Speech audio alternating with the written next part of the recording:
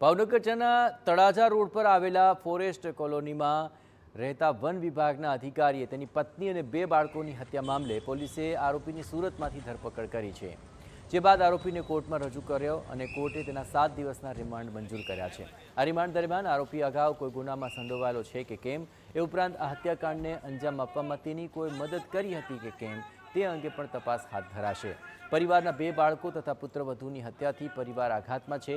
એવામાં સમગ્ર મામલે આરોપીના પિતાએ પણ તેના પુત્રને આ જઘન્ય પુત્રને કડકમાં કડક સજા થાય કાં તો ફાંસી આપવાની માંગ કરી અને ઝડપથી આ અંગે ચુકાદો આવે તેવી પણ માંગ કરી છે।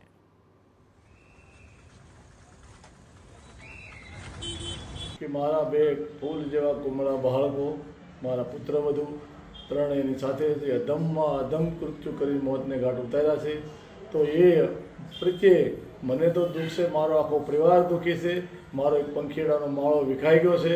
તો એને માટે સરકારે પોલીસ દ્વારા અમને એવું જાણવા મળ્યું છે કે એમાં શૈલેષ કામડા પોતે ગુનેગાર છે, તો એને પણ સજા થવી જોઈએ।